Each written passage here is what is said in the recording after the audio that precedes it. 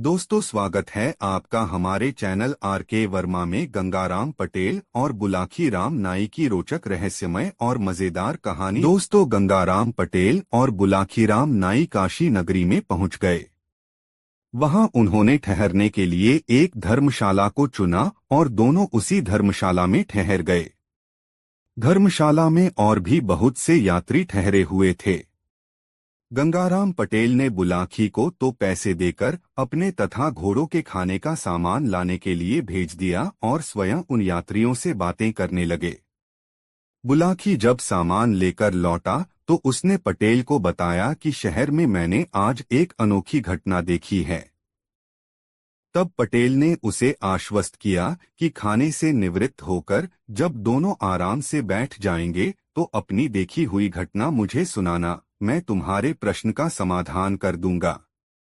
चुनाचे जब वे दोनों भोजन कर चुके और बुलाकी ने उनके लिए हुक्का भरकर रख दिया तो हुक्के से कश खींचकर पटेल ने बुलाकी से कहा, हाँ तो भाई बुलाकी राम, अब बता कि तूने आज शहर में कौन सी अनोखी घटना देखी है। पटेल जी, आज जब मैं बाजार से अपने और आपके लिए आटा, दाल और घी तथा घोड़ों के लिए दाना रातिब लेकर लौट रहा था तो राह भूलकर एक चौराहे पर जा निकला। वहां पर मैंने देखा कि वहां यहाँ का राजा और उसके साथ और भी बहुत से आदमी मौजूद थे। पास ही में एक भट्ठी पर एक बहुत बड़े कड़ाह में तेल खौल रहा था। तभी राजा के सामने दो पुरुष और एक स्त्री को उपस्थित किया गया। उन दोनों पुरुषों का दावा था कि ये स्त्री उसकी पत्नी है। कहने का अर्थ यह है कि दोनों पुरुष उस स्त्री पर अपना अपना दावा पेश कर रहे थे।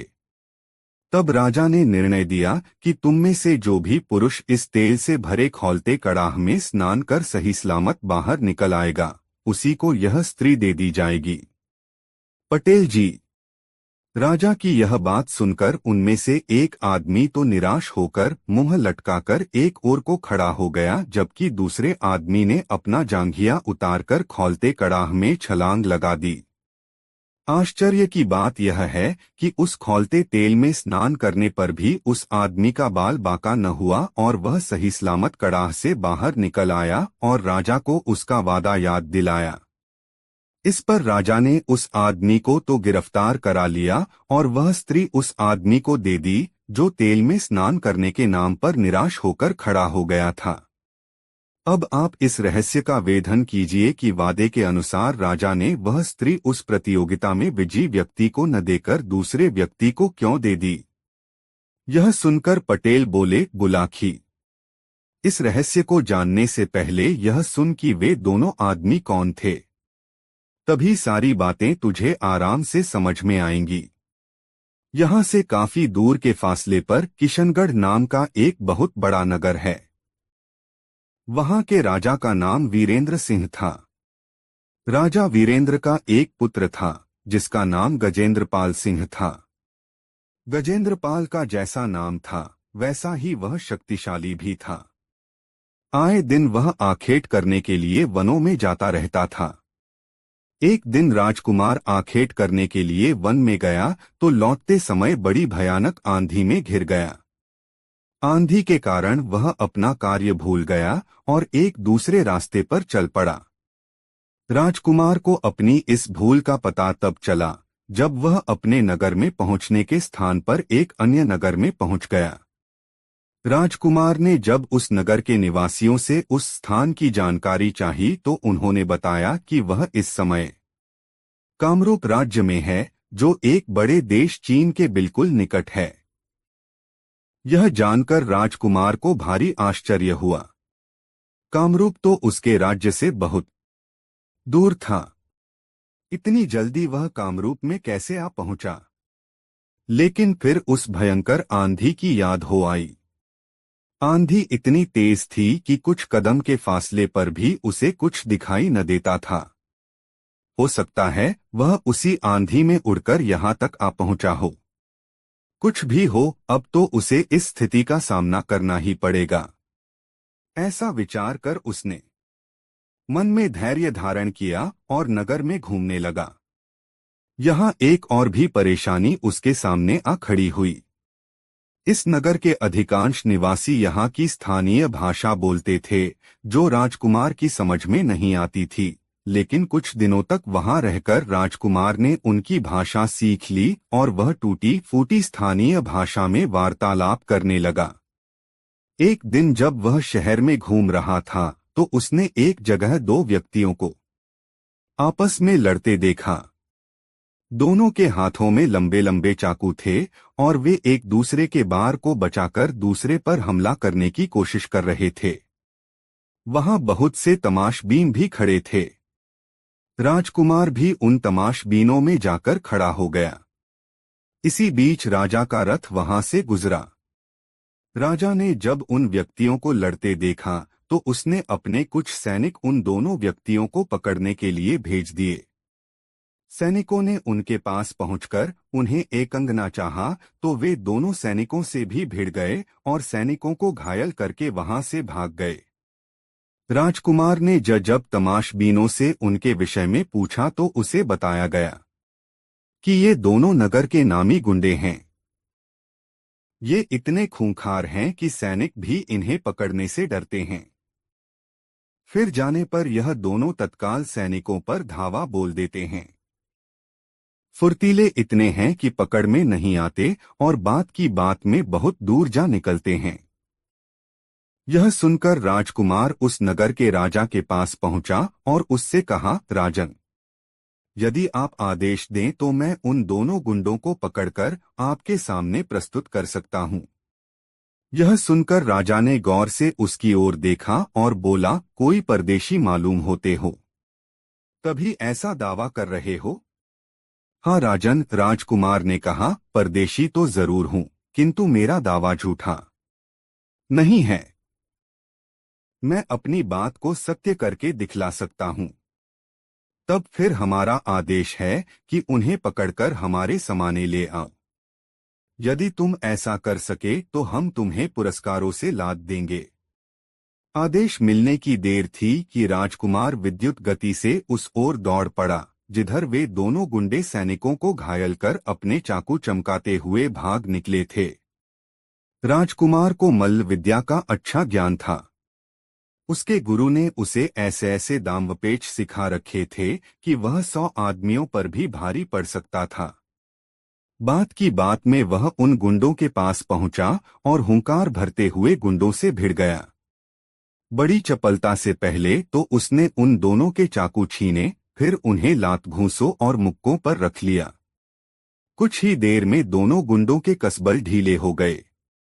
किसी चूहे की भांति उनकी गरदनें पकड़े उन्हें साथ लेकर राजकुमार राजा के पास लौट आया और दोनों गुंडे राजा के सैनिकों के हवाले कर दिए। राजकुमार का ऐसा पराक्रम देखकर वहां का राजा बहुत खुश हुआ। वह राजकुमार को अपने महल में ले आया। वहां उसने राजकुमार की बहुत खातिर की और फिर उसका परिचय पूछा। राजकुमार ने जब उसे यह बताया कि वह भी एक राजा का बेटा है, तब तो राजा को और भी खुशी हुई। वह अपनी बेटी के विवाह के लिए बहुत चिंतित रहता था। उसकी इच्छा थी कि उसकी बेटी का विवाह किसी ऐसे नौजवान के साथ हो जो बुद्धि और पौरुष दोनों में ही बेमिसाल हो। उसे ये दोनों गुण इस युवक में नजर आए। एक दिन राजा शिकार करने के लिए निकला। अपने साथ वह राजकुमार गजेंद्रपाल सिंह को भी ले गया। जंगल में एक सिंहों का समूह उन्हें नजर आया। राजा ने सिंह का शिकार करने की इच्छा से अपना घोड़ा उन्हीं सिंहों के समूह की ओर दौड़ा दिया। राजकुमार भी कहाँ पीछे रहने वाला था। शिकार करना तो उसका प्रिय शौक था। आठ वह भी भाला और तलवार लेकर राजा के पीछे पीछे अपने घोड़े को दौड़ाता हुआ चल पड़ा। राजा को घोड़ा दौड़ाते हुए अपनी तरफ आते देखकर सिंहों का समूह चौकन्ना होकर खड़ा हो गया। उनमें से जो दुर्बल सिंह थे वह तो पीछे मुड़कर भाग लिए, लेकिन जो बलवान सिंह थे वे मुकाबला करने को तत्पर हो गए। राजा ने निशाना बांधकर अपना भाला एक सिंह पर चलाया। निशाना चूक गया। भाला सिंह के शरीर को छूता हुआ भूमि में जा गड़ा। क्रोधित होकर सिंह ने उछाल भरी और अपने पंजे की जोरदार थाप घोड़े की थूथन पर जमा दी। वार इतना करारा था कि घोड़ा लड़खड़ा गया। घोड़े के लड़खड़ाने से राजा का संतुलन बिगड़ गया और वह भूमि पर आ गिरा। तभी दूसरा सिंह राजा पर झपट पड़ा। राजा ने फुर्ती से उठकर म्यान में रखी अपनी तलवार निकालनी चाहिए, लेकिन तभी सिंह के पंजे की एक करारी चोट उसे लगी और वह उछलकर दूर जा गिरा। तत्काल ही उसे मूर्छा आ गई। तब तक राजकुमार भी सिंहों के पास पहुंचा। एक सिंह अभी राजा पर झपटने की तैयारी कर ही रहा था कि राजकुमार का फेंका हुआ भाला सनसनाता हुआ उसकी छाती में पैवस्त हो गया। सिंह ने एक भयंकर दहाड़ मारी और वह भूमि पर लोटपोट होने लगा। दूसरा सिंह भी झपटने ही वाला था कि राजकुमार ने उसकी थूथन पर तलवार का वार कर दिया। सिंहों की थूथन उनकी सबसे संवेदनशील जगह होती है। आठ थूथन पर वार होते ही सिंह एकदम घबराकर पीछे हट गया। एक बार उसने अपने साथी सिंह को भूमि में लोटपोट होते देखा और फिर भयभीत होकर घनी झाड़ियों की ओर दौड़ लगा दी। राजकुमार गजेंद्रपाल घोड़े से उतरा। घोड़े की पीठ पर मौजूद छागल से पानी निकाला और राजा के मुंह पर पानी के छींटे मारे। जल के छींटे लगने से राजा को होश आ गया और वह उठकर बैठ गया। उसने कृतज्ञता भरी दृष्टि राजकुमार पर डाली। राजकुमार बोला, उठिए राजन, आज आपने शेर का शिकार कर लिया है। नहीं राजकुमार, यह शिकार मैंने नहीं, तुमने किया है। सिंह के पंजों की चोट खाकर मैं तो अचेत हो गया था। तभी तुम्हारा फेंका हुआ भाला सिंह की छाती फाड़ता उसकी छाती के आर पार निकल गया। आज तुमने मेरी जान बचाई है। महल पहुंचकर मैं तुम्हारे इस उपकार का पुरस्कार तुम्हें अवश्य दूंगा। बुलाखी, कथा तो बहुत लंबी है, मैं तुम्हें संक्षेप में ही सुनाता हूँ। महल में पहुंचकर राजा ने अपनी बेटी का विवाह राजकुमार गजेंद्रपाल सिंह के साथ कर दिया। राजकुमार अपनी पत्नी के साथ कामरूप के राजा के राजमहल में आनंदपूर्वक रहने लगा। जब उसे वहां रहते हुए कई महीने बीत गए तो एक दिन उसने पत्नी से कहा, प्रिय, यहां रहते हुए मुझे बहुत समय बीत गया है। अब मुझे अपने घर की याद सताने लगी है। मेरे परिवार वालों को मेरे बारे में कुछ भी पता नहीं है। वे बेहद चिंता कर रहे होंगे। हमें अपने घर लौट चलना चाहिए। इस पर राजकुमारी ने अपनी सहमति व्यक्त कर दी। कुछ नानुकर करने के बाद राजा ने भी उसका अनुरोध मान लिया और बहुत सा दान दहेज देकर अपने दामाद और बेटी को विदा कर दिया। सारे दिन की यात्रा के बाद उनका काफिला एक नगर में पहुंचा और एक सुंदर सा स्थान देखकर वहीं पड़ाव डाल दिया। आतनी कहानी सुनाकर पटेल चुप हो गए। तरोताजा होने के लिए उन्होंने हुक्के से 3-4 गहरे गहरे कश खींचे और ढेर सारा धुआं अपने मुंह से उगल दिया।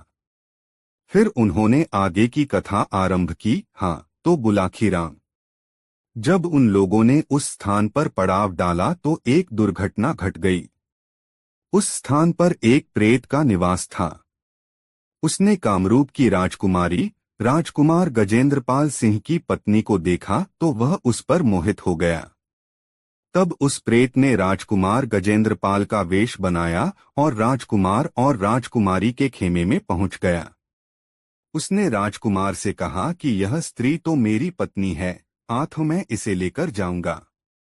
राजकुमार ने कहा कि यह तुम्हारी पत्नी कैसे हो सकती है? यह तो मेरी पत्नी है। मैं इसे विवाह कर लाया हूँ। इस पर दोनों में हाथापाई होने लगी। शोरगुल सुनकर सभी नौकर चाकर वहां पहुंच गए। उनकी समझ में नहीं आ रहा था कि किसका पक्ष लें। कौन है असली राजकुमार? दोनों की शक्लें और वेशभूषा एक समान थीं। दोनों में रंचमात्र भी अंतर न था। बोलचाल, हावभाव और चालढाल से दोनों एक जैसे प्रतीत हो रहे थे। राजकुमारी सहमी सी खड़ी थी। उसकी समझ में नहीं आ रहा था कि किसे अपना पति माने किसे नहीं। बात वहां के राजा तक पहुंची, लेकिन वहां का राजा भी कोई निर्णय न दे सका। उसने कहा, यह एक गंभीर स्थिति है, मैं तुम्हारा कोई न्याय नहीं कर सकता। तुम दोनों काशी नरेश के पास चले जाओ, वह परम गुणी और बेहद बुद्धिमान व्यक्ति हैं, वही तुम्हारा न्याय करेंगे। राजा की बात मानकर वे दोनों इस नगर में आ गए। यहाँ के राजा ने जब उनके विवाद के विषय में सुना तो अपने बुद्धि बल से उसने फौरन जान लिया कि उन दोनों में से कोई एक अवश्य ही कोई अशरीरी व्यक्ति है, जिसने दूसरे प्रतियोगी का रूप धारण कर लिया है।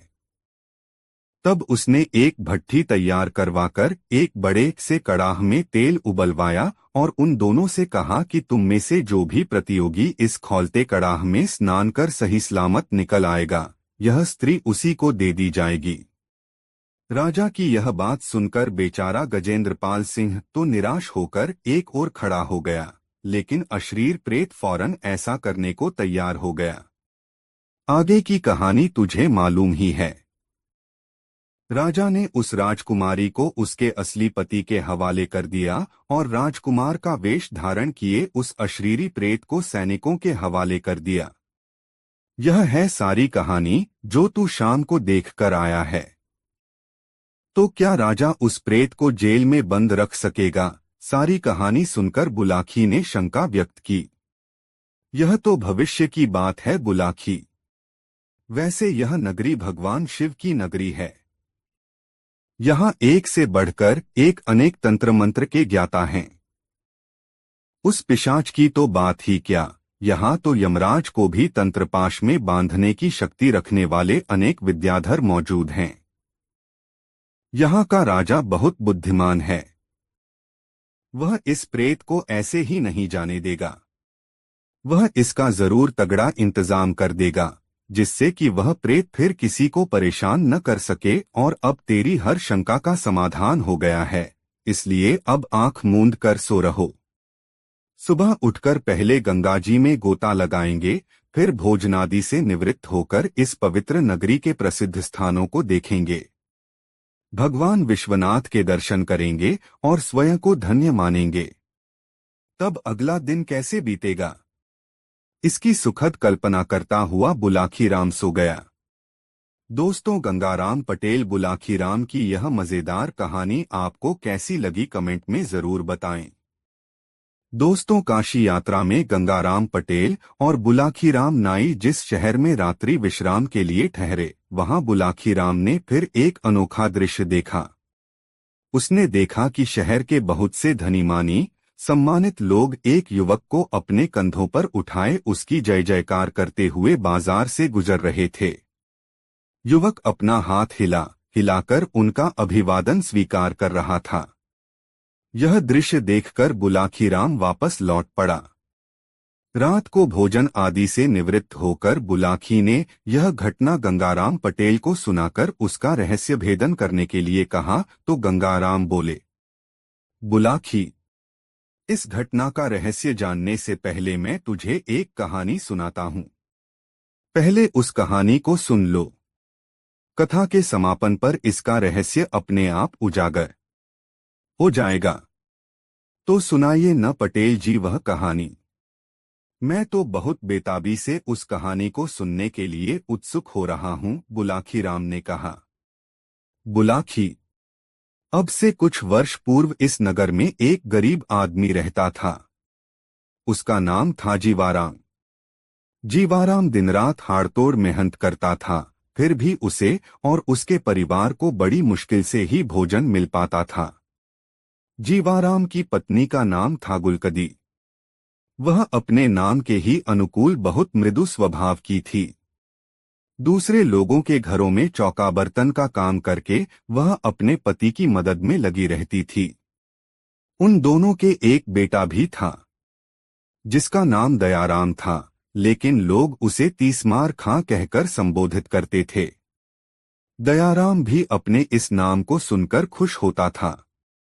अब तीसमार खां उसका नाम कैसे पड़ा, यह भी सुनो। एक बार उसने झाड़ू से चौके में बैठी 30 मक्खियां एक ही झपट्टे में मार डाली थीं, बस तभी से उसका नाम पड़ गया 30 मार खां। यह परिवार जैसे तैसे करके अपना गुजारा चला ही रहा था कि एक दिन तकदीर की मार इस परिवार पर टूट पड़ी। नगर के उस क्षेत्र में हैजे की बीमारी फूट पड़ी, जिसमें जीवाराम की मृत्यु हो गई। दयाराम उर्फ 30 मार खां की उम्र उस समय 10 वर्ष की थी। पति की मृत्यु के बाद कुछ दिन तक तो गुलकंदी अपने पति द्वारा जोड़ी हुई थोड़ी सी संचित पूंजी से अपने परिवार का भरण पोषण करती रही, लेकिन जब सारी पूंजी समाप्त हो गई तो वह भी अपने पति की तरह मेहनत मजदूरी करके अपने परिवार का पेट पालने लगी। धीरे धीरे उसके पति को मरे हुए 10 साल का समय व्यतीत हो गया। 30 मार खां 20 साल का एक गबरू युवक बन गया। उसकी माता ने एक दिन उसे समझाया, बेटा दयाराम, अब तू 20 वर्ष का हो चुका है। अब तक मैं जैसे तैसे करके तेरा और अपना पेट भरती रही, किंतु अब मेरे हाथ पैर जवाब देने लगे हैं। अब तुझे चाहिए कि कहीं नौकरी या मेहनत मजदूरी का काम पकड़ ले और परिवार को चलाने में मेरी मदद कर। दयाराम उर्फ 30 मार खां ने मां के सामने तो अपनी सहमति व्यक्त कर दी, किंतु उसने न तो कोई नौकरी तलाश की और न किसी मेहनत मजदूरी पर गया। जाता भी तो कैसे? दरअसल वह एक आलसी और कामचोर व्यक्ति बन गया था।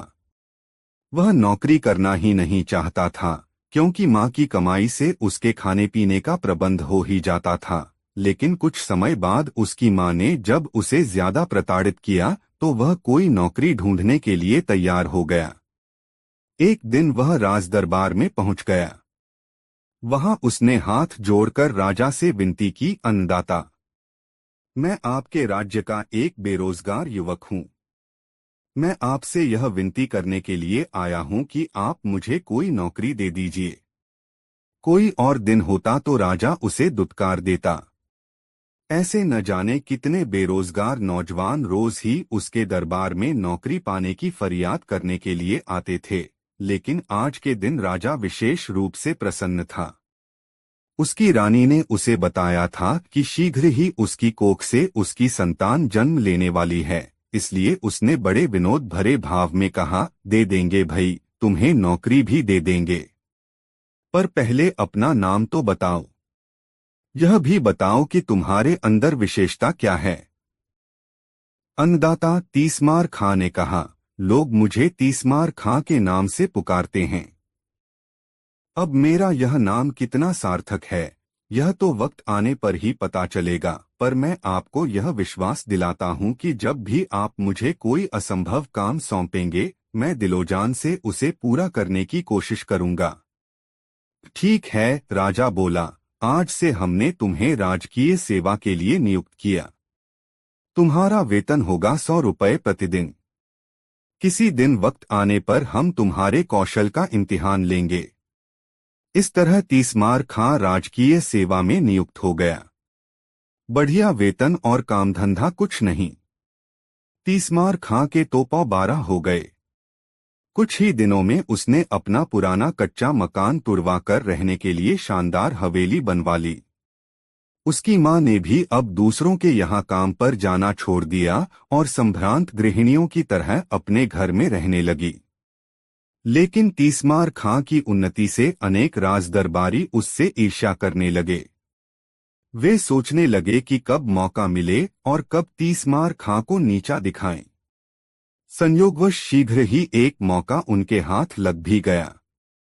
राज्य के एक हिस्से में कई दिनों से कुछ डाकू सक्रिय हो गए थे। उन्होंने लूटपाट आरंभ कर दी थी। राजा के सिपाही उन्हें पकड़ने में नाकामयाब हो रहे थे। डाकुओं का हौसला इतना हो गया कि ये लोग अब दिनदहाड़े डाका डालने लगे थे। राजा का प्रशासन इनके सामने असहाय होकर रह गया था। जब जनता में त्राहित्राही मचने लगी और वहां के लोग फरियादें करने राजा के पास पहुंचने लगे तो राजा ने अपनी राजसभा बुलाई और दरबारियों से सलाह ली कि उन डाकुओं को कैसे पकड़ा जाए। इस पर गहन मंथन होने लगा। किसी ने राय व्यक्त की कि वह सारा इलाका सेना के हवाले कर दिया जाए। किसी ने कहा कि डाकू पकड़कर शासन के हवाले कर देने वालों के लिए भारी इनाम देने की घोषणा करा दी जाए। किसी ने कुछ राय दी तो किसी ने कुछ। तभी राजा के एक मंत्री ने, जो तीसमार खां से द्वेष रखता था, राजा से कहा, अन्नदाता, यह काम तीसमार खां को सौंप दीजिए। उसे आपने नौकरी भी इसी शर्त पर दी थी कि वह असंभव कामों को कर दिखाएगा। बहुत समय से वह राजकोष से मुफ्त में अपना वेतन ले रहा है। अब समय आ गया है कि उसकी योग्यता की परख कर ली जाए। यह विचार राजा को पसंद आया। राजकार्यों में उलझे रहने के कारण यह बात उनके ध्यान से उतर गई कि उन्होंने तीसमार खां को नौकरी इसी शर्त पर दी थी कि वह असंभव कार्यों को संभव कर दिखाएगा। आज उसके इम्तिहान का अवसर आ पहुंचा था। उन्होंने तीसमार खां को दरबार में बुलाया और कहा, तीसमार खां, तुम्हें याद है कि हमने तुम्हें किस शर्त पर नौकरी दी थी? हाँ अन्नदाता, मुझे अच्छी तरह याद है, तीसमार खां ने कहा। नौकरी देते समय आपने पूछा था कि तुम में क्या विशेषता है, तो मैंने यह कहा था कि मैं किसी भी असंभव कार्य को संभव बना सकता हूँ। बस तो समझ लो कि आज तुम्हारी परीक्षा की घड़ी आ पहुंची। देश के दक्षिणी क्षेत्र में जाओ और वहां के लोगों में भय का वातावरण पैदा कर रहे डाकू दलों का सफाया कर दो। इस काम के लिए तुम जितने सैनिक चाहो तुम्हें उपलब्ध करा दिए जाएंगे। ठीक है अन्नदाता, मैं कल ही दक्षिण की ओर रवाना हो जाऊंगा और इस काम के लिए मुझे किसी सैनिक की आवश्यकता भी नहीं है। मैं अकेला ही इस काम को अंजाम दूंगा। तीसमार खां राजा के सामने यह बात कह तो आया, किंतु घर आकर वह चिंता में पड़ गया।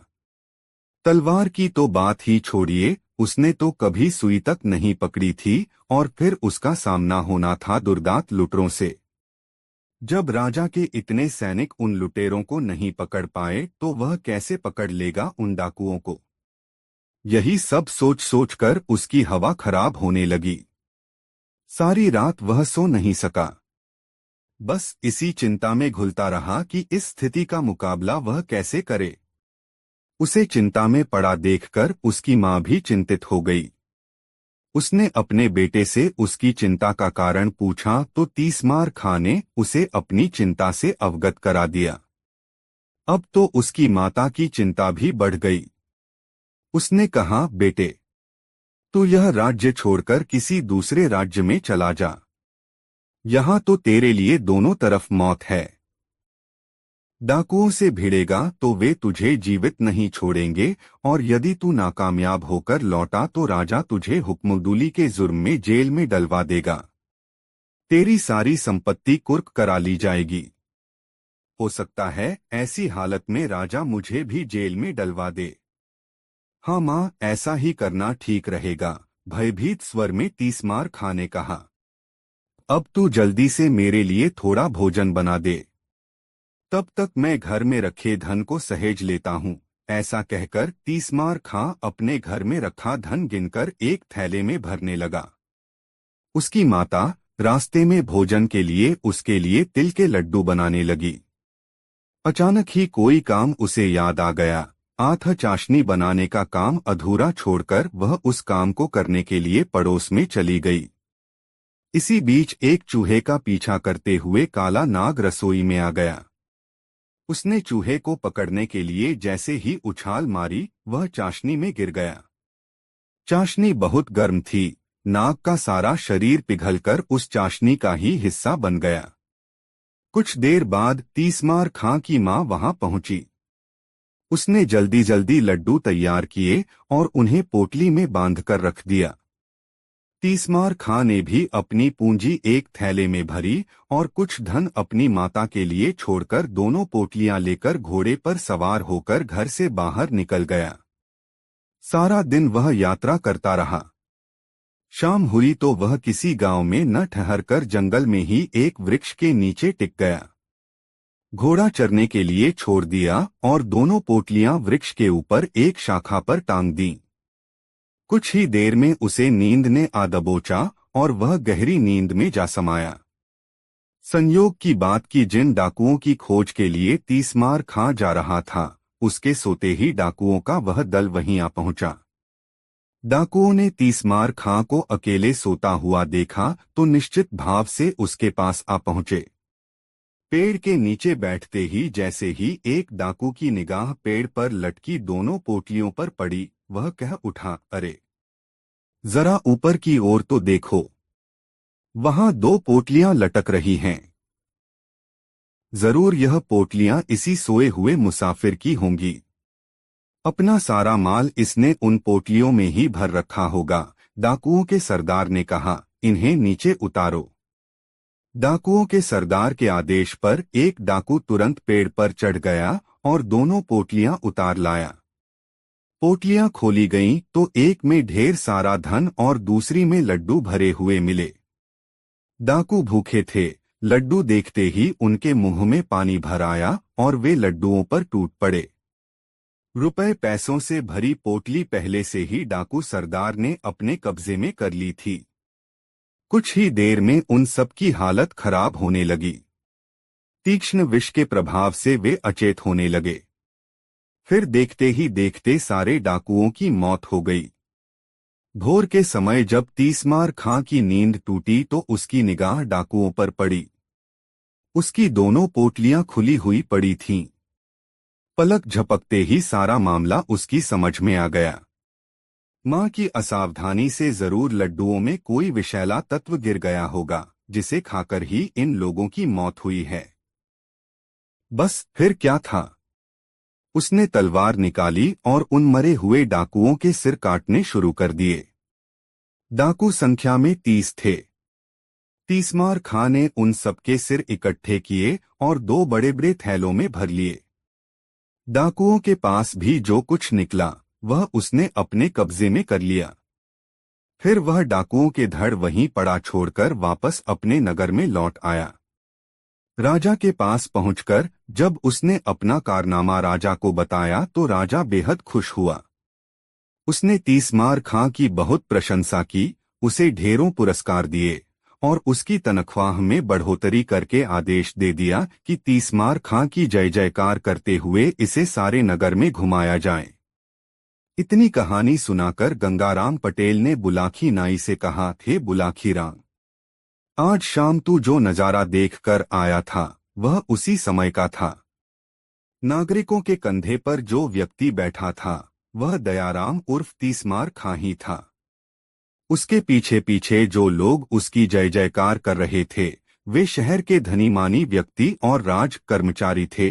उनमें वह मंत्री भी था जिसने तीसमार खां के विरुद्ध राजा को उकसाया था। अब बता, तेरी शंका का समाधान हो गया ना?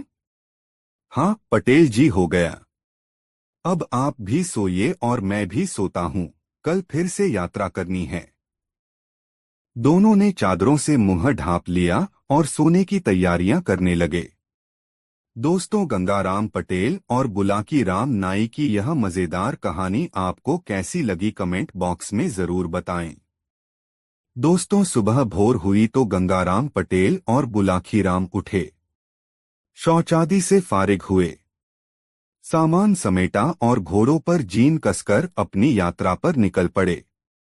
रास्ते में एक नगर में उन्होंने दोपहर का भोजन किया और दिन ढलते ढलते एक नए नगर में जा पहुंचे।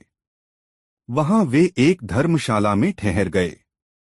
नित्य की तरह बुलाकी भोजन का सामान खरीदने के लिए चला गया। वहां उसने लौटती बार जो दृश्य देखा वह उसका रहस्य जानने को बेचैन हो उठा। भोजन आदि से निवृत्त होकर जब गंगाराम बिस्तर पर पहुंचकर हुक्का गुड़गुड़ाने लगे तब उसने पटेल के पैर दबाते हुए उनसे कहा, पटेल जी, अब तो आप भोजनादि से निवृत्त हो चुके हैं। क्या अब मैं अपनी वह बात कहूं जो आज बाजार से लौटते समय मैंने देखी है? हाँ हाँ भाई, अवश्य कहो, पटेल विनोद भरे स्वर में बोले। तुम्हारी इस शर्त को मानकर ही तो मैं तुम्हें साथ लाया हूं। मुझे मालूम है कि मैंने तुम्हारी शंका का समाधान न किया तो सवेरा होते ही तुम मेरा साथ छोड़कर वापस लौट जाओगे। आथ अपनी बात अवश्य कहो। पटेल जी, आज जब मैं बाजार से सामान खरीदकर वापस लौट रहा था तो मैंने एक दुकान के बाहर भीड़ जुटी हुई देखी। यह देख मैं भी यह जानने के लिए वहां ठहर गया कि देखूं माजरा क्या है, किस कारण यह भीड़ खड़ी है। मैंने देखा कि एक वैश्य की दुकान के नीचे एक 12-13 वर्षीय लड़के की लाश पड़ी हुई है। लाश के समीप ही उस लड़के के माँ बाप बैठे सिसक रहे थे। तभी एक व्यक्ति वहां पहुंचा। उसमें और वैश्य में कुछ वार्तालाप हुआ। फिर उस व्यक्ति ने लड़के के पिता से किसी बात की शपथ लेने के लिए कहा। लड़के के पिता ने जैसे ही शपथ ली कि मृत लड़का जीवित होकर खड़ा हो गया।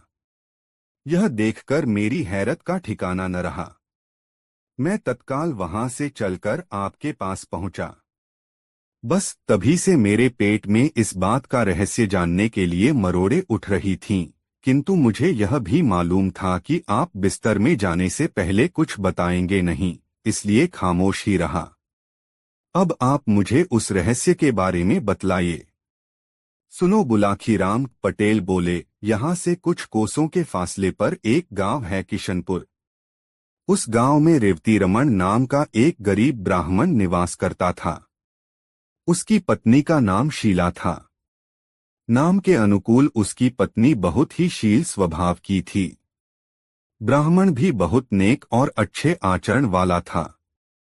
उनका एक बेटा भी था, जिसकी आयु तब 10 वर्ष की हो चुकी थी। उसका नाम था चंद्रदेव। रेवती रमन नाम का वह ब्राह्मण बहुत गरीब था। उसके पास जमीन भी ज्यादा नहीं थी। उस जमीन से जो भी अनाज पैदा होता, उसी के सहारे उनका निर्वाह होता था। अपनी आर्थिक स्थिति से तंग आकर एक दिन उसने अपनी पत्नी से कहा, सुनो शीला, यहाँ गांव में रहकर निर्वाह करना दिन प्रतिदिन मुश्किल होता जा रहा है। आठ मैंने निश्चय किया है कि 1-2 दिन में यह गांव छोड़कर किसी बड़े नगर को चल पड़ेंगे। बड़े शहरों में काम की कोई कमी नहीं होती। ईश्वर ने चाहा तो हम वहां किसी की नौकरी कर लेंगे और आराम से जीवन व्यतीत करेंगे। कुछ सालों बाद जब हमारे पास कुछ धन इकट्ठा हो जाएगा तो हम वापस लौट आएंगे और उस धन से कोई कारोबार कर लेंगे। इस तरह आसानी से हमारे जीवन का निर्वाह हो जाएगा। अब बताओ, तुम्हारी क्या राय है इस विषय में? मेरी राय तो वही है जो आपकी है, रेवती की पत्नी ने कहा। जैसा आपको उचित लगे आप वैसा ही कीजिए।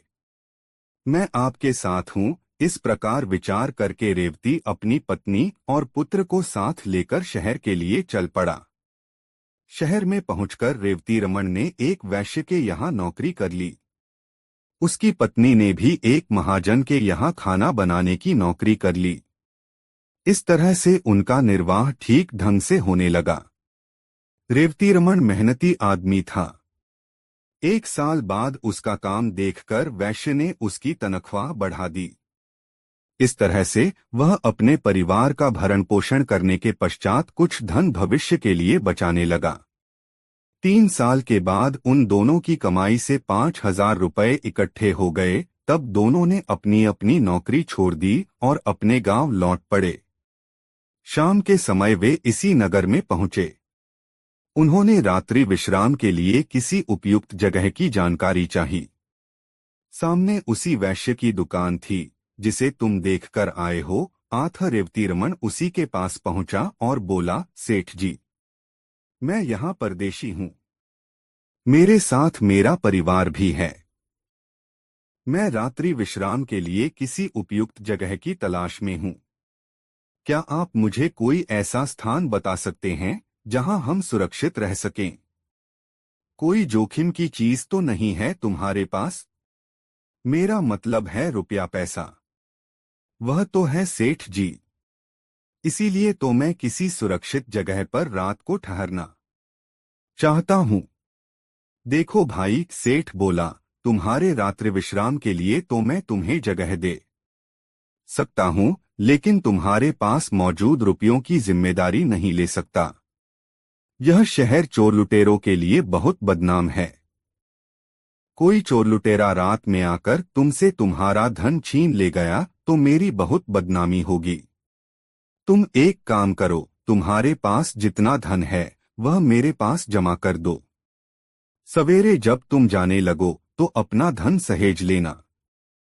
ठीक है सेठ जी, आप इस शहर में सम्मानित नागरिक हैं, हमें आप पर पूरा यकीन है कि आप अमानत में खयानत नहीं करेंगे। मेरे पास 5,000 रुपए हैं, उन्हें आप अपने पास जमा कर लीजिए। सुबह जाने से पहले मैं आपसे अपना रुपया वापस ले लूंगा। ऐसा कहकर रेवती रमन ने अपना पैसा उस वैश्य के पास जमा करवा दिया। वह रात रेवती रमन और उसके परिवार ने सेठ की दुकान के बाहर लगे फट्टों पर सोकर काट ली। प्रातः जब सेठ ने दुकान खोली तो रेवती रमन ने उससे अपना पैसा वापस मांगा। इस पर सेठ की त्योरियां चढ़ गईं। उसने तेज आवाज में पूछा, कैसा पैसा? तुमने मुझे कोई पैसा नहीं दिया था। इस पर दोनों में तकरार होने लगी। पड़ोसी और राहगीर इकट्ठे हो गए। सेठ के पड़ोसियों ने तब उनका विवाद खत्म करने के लिए रेवती रमन से कहा, देखो भाई, तुम कहते हो कल रात तुमने इनके पास 5,000 रुपए जमा कराए थे, जबकि ये सेठ इस बात से साफ इनकार कर रहा है। अब कौन सच्चा है और कौन झूठा, इसका फैसला तो शपथ लेकर ही किया जा सकता है। क्या तुम अपने इकलौते बेटे की कसम खाकर यह बात कह सकते हो कि तुमने रात इस सेठ के पास 5,000 रुपए जमा कराए थे? बिल्कुल कह सकता हूँ, रेवती रमन बोला। जो बात सच है उसके लिए मैं कैसी भी शपथ लेने को तैयार हूँ। क्यों सेठ, क्या तुम्हें भी यह बात मंजूर है? बिल्कुल मंजूर है, सेठ बोला। न्यायकर्ताओं ने तब रेवती रमन से उसके बेटे के सिर पर हाथ रखकर यह कसम खाने के लिए कहा कि यदि उसकी शपथ झूठी है तो तत्काल उसके बेटे की मृत्यु हो जाए। बुलाखी पटेल ने आगे कहा, किस्मत का खेल देखो। जैसे ही रेवती रमन ने अपने बेटे चंद्रदेव के सिर पर हाथ रखकर यह शपथ ली कि तत्काल उसके बेटे की मौत हो गई। झूठा होते हुए भी उस सेठ के चेहरे पर विजय के भाव झलक उठे। रेवती और उसकी पत्नी सन्न रह गए। वहां उपस्थित भीड़ और न्यायकर्ताओं ने रेवती को बहुत लानत मलामतें दी क्योंकि वह झूठा साबित हो गया था। रेवती की हालत ऐसी हो गई जैसे भरे बाजार में उसे किसी ने नंगा कर दिया हो। पति पत्नी दोनों ही सिसक रहे थे और भीड़ उनका मजाक उड़ा रही थी, उन पर फप्तियां कस रही थी। तभी उस भीड़ में से निकलकर एक आदमी रेवती रमन के पास पहुंचा। उसने उससे कहा, देखो दोस्त, असली माजरा क्या है, तुम मुझे सच्ची बात बताओ। क्या वाकई तुमने इस सेठ को 5,000 रुपए जमा करने के लिए दिए थे? रेवती रमन बोला, यह बात मैं कई बार दोहरा चुका हूँ, लेकिन किसी को यकीन ही नहीं हो रहा। उल्टा सभी लोग मुझे ही बेईमान करार दे रहे हैं। तब एक बार तुम मेरे सामने अपने लड़के की शपथ लेकर यह बात दोबारा कहो कि मेरी बात बिल्कुल सही है। मैंने सेठ के पास अपने 5,000 रुपए जमा कराए थे। यदि तुम्हारी बात सत्य निकली तो तुम्हारा मृत बेटा अभी जीवित होकर उठ खड़ा होगा। फिर उस आदमी ने सेठ से कहा, क्यों सेठ, तुम्हें मंजूर है यह बात? बिल्कुल मंजूर है। भला मुझे क्या एतराज हो सकता है, लेकिन यह आदमी झूठा है। इसका झूठ साबित भी हो चुका है। बेटे की शपथ लेने के बाद इसने झूठ बोला, इसलिए तो इसके बेटे की मौत हो गई है। बेशक बेशक वह व्यक्ति बोला, पर अगर इस बार शपथ लेने के बाद इसका बेटा जीवित हो जाए, उस सूरत में तुम्हें इसे 5 नहीं 10,000 रुपए वापस करने होंगे। बोलो मंजूर है? कहा तो है, मुझे इसका चैलेंज मंजूर है, सेठ ने कह दिया। उस व्यक्ति के कहने पर रेवती रमन ने अपने मृत बेटे की शपथ लेकर अपनी बात दोहरा दी। शपथ लेते ही एक चमत्कार हो गया। रेवती रमन का मृत बेटा जीवित होकर उठ बैठा। सारी भीड़ यह देखकर आश्चर्यचकित रह गई। तब सेठ को वादे के अनुसार रेवती रमन को 5 की जगह 10,000 रुपए लौटाने पड़े। इतनी कहानी सुनाकर गंगाराम पटेल ने आगे कहा, बुलाकी, औरों की तरह तुझे भी इस बात पर जरूर आश्चर्य हो रहा होगा कि आखिर वह व्यक्ति था कौन, जिसने न सिर्फ रेवती रमन के बेटे चंद्रदेव को जीवित किया अपितु जिसने सेठ से उसे दोगुना धन वापस दिलवाया। तो सुन, मानव के वेश में वह व्यक्ति साक्षात कलियुग था, जो अपने कलिकाल का प्रभाव लोगों को दिखाना चाहता था। यह कलियुग है बुलाकी। इस काल में कैसी भी अनहोनी घटना घट जाए उस पर आश्चर्य नहीं होना चाहिए। आज तू जिस दृश्य को देखकर आया था वह वही दृश्य था। उम्मीद है अब तेरी जिज्ञासा शांत हो गई होगी। आथा, अब मुझे भी सोने दे और खुद भी सो रहा है। कल प्रातः फिर से काशी यात्रा के लिए चलना है। कहकर पटेल ने आंखें मूंद लीं और निद्रारानी की गोद में समा गए। करवट बदलकर बुलाकी नाई भी सो गया। दोस्तों, यह कहानी आपको कैसी लगी कमेंट बॉक्स में जरूर बताएं। ऐसी और नई मजेदार कहानी सुनने के लिए हमारे चैनल आरके वर्मा को सब्सक्राइब जरूर कर लें और यह वीडियो अपने मित्रों के साथ जरूर शेयर करें। वीडियो देखने के लिए बहुत बहुत धन्यवाद।